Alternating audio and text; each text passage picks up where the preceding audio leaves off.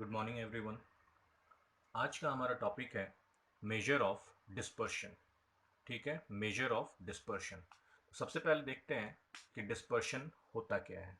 ठीक है, डिस्पर्शन का मतलब होता है स्कैटर्डनेस। स्कैटर्डनेस, ठीक है, डिस्पर्शन का मतलब होता है स्कैटर्डनेस। इस चीज को हम समझते हैं एक एग्जाम्पल से।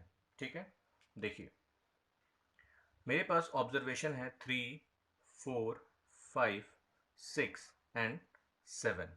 ठीक है, और एक और ऑब्जर्वेशन है मेरे पास 1, 3, 5, 7 एंड 9।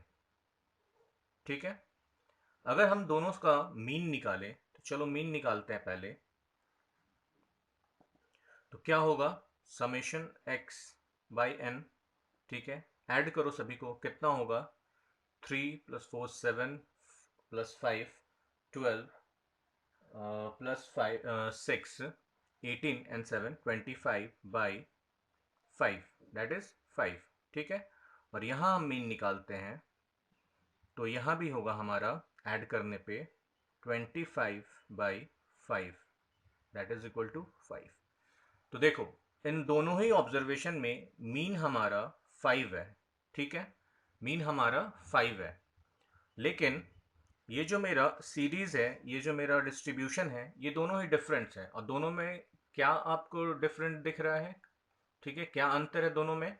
देखो यहाँ पे जो आपका मीन है 5, बाकी ऑब्जर्वेशन उसके बहुत क्लोज क्लोज है ना। अगर एक्सट्रीम को भी देखो तो 5 - 3 कितने का डिफरेंस है? 2 का। और इधर भी देखो कितने का डिफरेंस है? 2 का। जबकि यहाँ पे आप एक्सट्रीम को देखोगे तो डिफरेंस है 4 का, और इस साइड भी देखोगे तो डिफरेंस है आपका 4 का। ठीक है, तो सिर्फ मीन से हमें ये नहीं पता चलता है कि हमारा डेटा किस टाइप का है, या फिर हम ये नहीं बोल सकते हैं कि जो उसकी सेंट्रल वैल्यू है, जो मीन है, बाकी डिस्ट्रीब्यूशन जो है, बाकी उसके जो वैल्यूज हैं, डेटा हैं, वो कितने कितने दूरी पे हैं, ज़्यादा क्लोज क्लोज है या फिर बहुत ज़्यादा ज़्यादा डिफरेंस है। ठीक है, तो इस चीज को, इस पर्टिकुलर चीज को हम लोग पढ़ते हैं इस चैप्टर में, जिसका नाम है मेजर ऑफ डिस्पर्शन। ठीक है, मेजर ऑफ डिस्पर्शन। तो यहां हम सारे देखेंगे कि किन किन चीजों से हम इसको मेजर करते हैं। ठीक है, चलिए तो देखते हैं types of measure of dispersion. ठीक है, कितने टाइप्स के मेजर ऑफ डिस्पर्शन बेसिकली होते हैं। ठीक है, चलिए तो देखिए बेसिकली दो टाइप के मेजर ऑफ डिस्पर्शन होते हैं। क्या? एब्सोल्यूट मेजर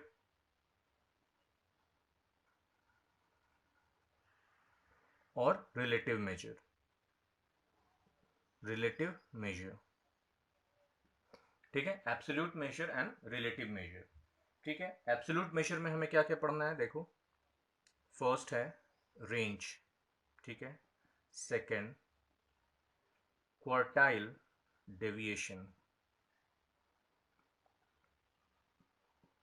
ठीक है, थर्ड है हमारा मीन डेविएशन, और फोर्थ है हमारा स्टैंडर्ड डेविएशन।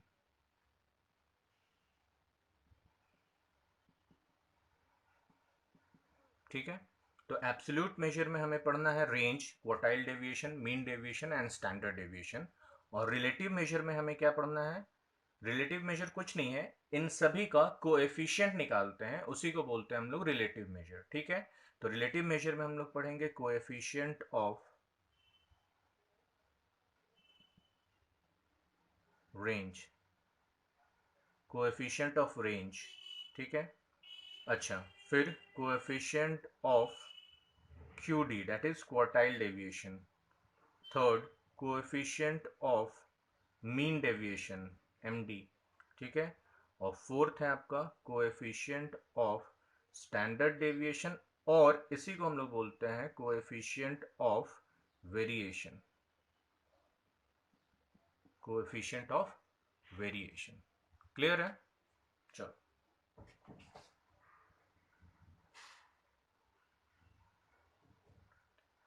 तो फर्स्ट टॉपिक है हमारा रेंज। ठीक है, फर्स्ट टॉपिक है रेंज। रेंज को कैसे देते हैं? देखो range is equal to largest minus smallest. ठीक है, ये फॉर्मूला होता है इसका। रेंज जब भी निकालना है तो largest minus smallest. Largest minus smallest मतलब क्या? देखो जैसे आपको एक ऑब्जर्वेशन दिया गया होगा, ठीक है ना। फॉर एग्जाम्पल ऑब्जर्वेशन में दिया है फाइंड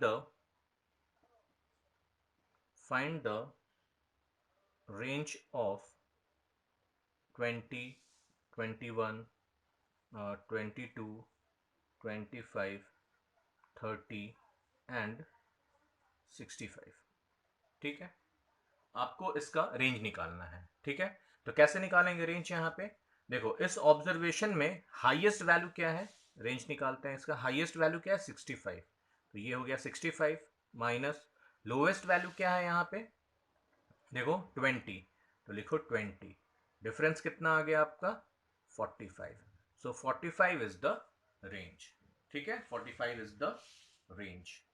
और इसी में अगर हम कोएफिशिएंट ऑफ रेंज निकालते हैं तो क्या होगा कोएफिशिएंट ऑफ रेंज हमारा? कोएफिशिएंट ऑफ रेंज,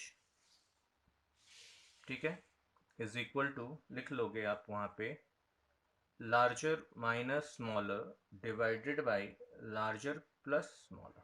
ठीक है, तो अगर इस फॉर्मूला से यहां से कोएफिशिएंट ऑफ रेंज निकालना है तो क्या होगा? देखो लार्जर माइनस स्मॉलर तो हमने निकाल लिया था 45, और दोनों को ऐड कर दो तो 65 प्लस 20 कितना हो जाएगा आपका? 45 बाई 85, है ना, विच इज इक्वल टू 0.53। तो कोएफिशिएंट ऑफ रेंज हो गया आपका 0.53।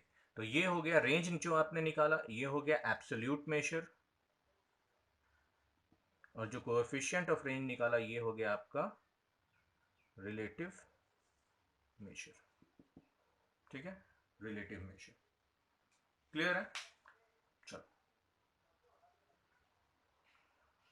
तो रेंज आपने निकालना सीखा किसका? इंडिविजुअल सीरीज का। तो ये हो गया आपका एक एग्जांपल इंडिविजुअल सीरीज का। ठीक है, इंडिविजुअल सीरीज का। तो ऐसे करके हम डिस्क्रीट सीरीज भी इसमें देखेंगे और ग्रुप डेटा भी देखेंगे। ठीक है, मतलब simple data with frequency and the group data. तो बाकी दोनों भी हम लोग देखेंगे कि कैसे हम लोग इसमें निकालते हैं। ठीक है, तो इंडिविजुअल सीरीज हो गया। अब आते हैं हम लोग नेक्स्ट डिस्क्रीट सीरीज पे। डिस्क्रीट सीरीज, ठीक है, चलिए एक एग्जांपल देखते हैं इस पे। तो ये एक डेटा दिया हुआ है आपके पास में। ठीक है, डेटा दिया हुआ है, यहां से हमें क्या निकालना है? Range and coefficient of range. ठीक है, range and coefficient of range हमें निकालना है। ठीक है, तो चलिए देखते हैं कैसे निकालेंगे हम यहां से रेंज और कोएफिशिएंट ऑफ रेंज। ठीक है, तो रेंज हो जाएगा आपका एल माइनस एस। ठीक है, लार्जेस्ट माइनस स्मॉलेस्ट। तो देखो लार्जेस्ट है आपके पास सीरीज में कितना? एक्स का वेरिएबल देखना, एक्स को देखना, एक्स में लार्जेस्ट कितना है आपका? 25। ठीक है, तो यहां ले लो 25, और स्मॉलेस्ट देखो कितना है आपके पास में? स्मॉलेस्ट है आपके पास में 5। ठीक है, तो हो गया आपका ये 20। ठीक है, तो रेंज हो गया आपका 20। अब इसी से निकालते हैं कोएफिशिएंट ऑफ रेंज। ठीक है, कोएफिशिएंट ऑफ रेंज निकालेंगे तो कोएफिशिएंट ऑफ रेंज कितना हो जाएगा? देखो लार्जेस्ट माइनस स्मॉलेस्ट तो हमारे पास में 20 आ गया। ठीक है, और लार्जेस्ट प्लस स्मॉलेस्ट आए कितना आएगा हमारा, बताओ? देखो 25 प्लस 5 दैट इज 30। ठीक है, 20/30 विच इज इक्वल टू 0.67। तो ये हो गया हमारा कोएफिशिएंट ऑफ रेंज। ठीक है, तो हमने देख लिया कि डिस्क्रीट सीरीज का रेंज और कोएफिशिएंट ऑफ रेंज कैसे निकालेंगे। क्लियर है? चलो अब आते हैं हम लोग ग्रुप डेटा पे। तो देखो आपको एक एग्जाम्पल दी गई है यहाँ पे। ठीक है, एक एग्जाम्पल दिया गया है यहाँ पे। ठीक है, जिसमें ग्रुप बनाया हुआ है 10 to 20, 20 to 30, 30 to 40, 40 to 50 and 50 to 60। ठीक है, और उसकी कॉरस्पॉन्डिंग फ्रीक्वेंसी दी गई है 13, 8, 7, 10, 25। ठीक है ना, तो यहाँ से हमें निकालना है find the range and coefficient of range. ठीक है, find the range and coefficient of range. ठीक है, तो चलो देखते हैं कैसे निकलेगा। ठीक है, सोल्यूशन देखो रेंज क्या होगा यहाँ पे, अगेन लार्जेस्ट माइनस स्मॉलेस्ट। तो लार्जेस्ट क्या है? देखो लार्जेस्ट मतलब लास्ट ग्रुप का। ठीक है, लास्ट ग्रुप का हाईएस्ट वैल्यू, ठीक है। लास्ट ग्रुप का हाईएस्ट वैल्यू कितना है 60, ठीक है, तो यहाँ लिख दो 60। और स्मॉलेस्ट होगा, मतलब स्मॉलेस्ट फर्स्ट ग्रुप का जो स्मॉलेस्ट नंबर है दैट इज यहाँ पे कितना है 10, ठीक है। तो 10, तो 60 माइनस 10 हो गया आपका कितना, बताओ 50। तो ये हो गया आपका 50 रेंज, ठीक है।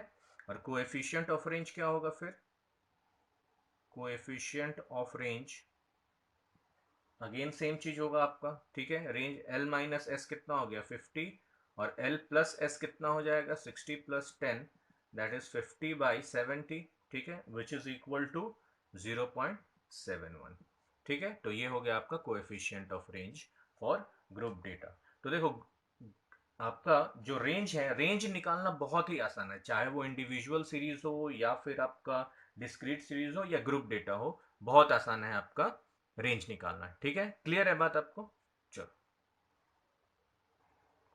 अब आते हैं हम लोग प्रॉपर्टीज ऑफ रेंज पे, ठीक है। क्या है प्रॉपर्टी रेंज का, ठीक है। चलो सबसे फर्स्ट प्रॉपर्टी लिखो, if all the observation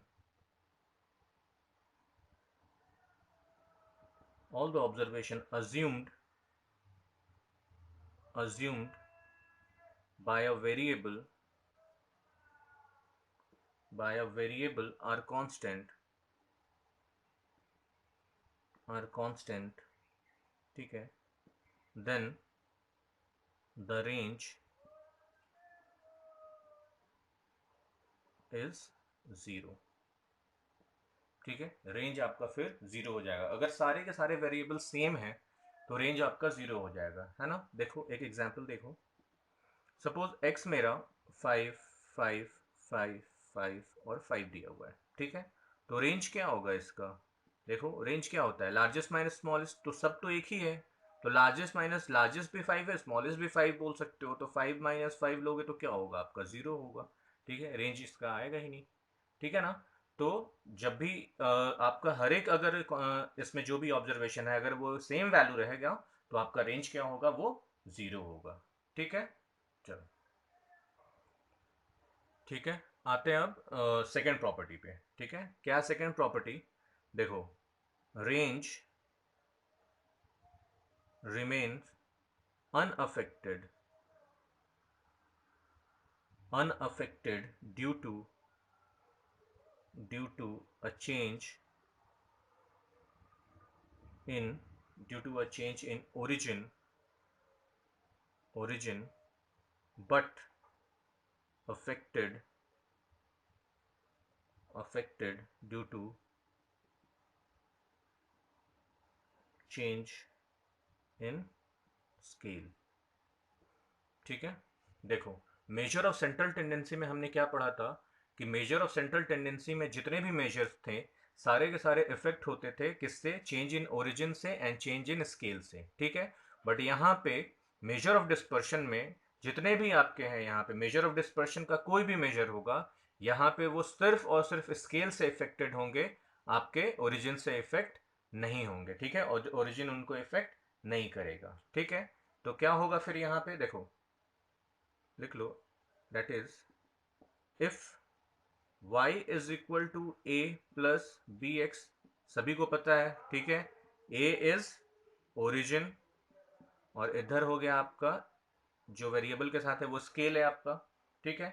then आपका रेंज अगर y का निकालना हो, ठीक है, तो हम निकालेंगे सिर्फ मॉड b से और आर एक्स से, ठीक है, रेंज ऑफ x से, यहाँ a का कोई काम नहीं होगा, ठीक है। तो रेंज ऐसे निकालेंगे मॉड क्यों b पे, देखो रेंज बेसिकली क्या होता है, रेंज एक डिस्टेंस होता है, ठीक है ना, डिस्टेंस फॉर्मूला ही तो लगता है ना, तो डिस्टेंस कांट भी नेगेटिव ना, ठीक है, इसलिए रेंज कभी भी नेगेटिव नहीं आ सकता है, ठीक है। तो हमेशा रेंज निकालेंगे mod b of R X, ठीक है। ये होता है आपका change in scale, affected due to change in scale but not due to change in origin, ठीक है। एक एग्जाम्पल करते हैं, ठीक है। देखिए एग्जाम्पल क्या दिया हुआ है आपके पास में, if 3x plus 2y is equal to 13, ठीक है, find the range of y, ठीक है, find the range of y given the range of x is 12, the range of x is 12। कैसे करेंगे इसे, देखो सोल्यूशन y को पहले तो अच्छा है क्या मेरे पास में 3x plus 2y is equal to 13, ठीक है। इससे पहले तो चेंज कर लो आप, y इज इक्वल टू क्या हो जाएगा 13/2 माइनस 3/2 x, क्लियर है, ठीक है। अच्छा, रेंज ऑफ y हमें निकालना है तो हमें इसको इग्नोर करना है, ठीक है, ये लेना ही नहीं है हमें, ठीक है, सिर्फ ये b लेना है। तो b को भी मॉड में रखो, -3/2 इंटू रेंज ऑफ x, देखो कितना दिया हुआ है आपको क्वेश्चन में, रेंज ऑफ x है 12, ठीक है। तो यहाँ ले लो आप इसको 12, ठीक है। अब इसे बाहर निकालो तो ये हो जाएगा 3/2 इंटू 12, और ये हो जाएगा आपका 6 3 ज़ा 18, कैंसिल हो गया ये 18। तो रेंज ऑफ y हो गया आपका क्या 18, क्लियर है बात। तो देखो यहाँ पे आपका रेंज खत्म हो जाता है, ठीक है, रेंज ओवर हो जाता है इस वीडियो में, ठीक है। नेक्स्ट वीडियो में हमारा फिर होगा क्वार्टाइल डेविएशन, ठीक है। तो ऐसे एक एक टॉपिक एक एक वीडियो में आपका कवर करता जाऊंगा मैं, ठीक है। Thank you.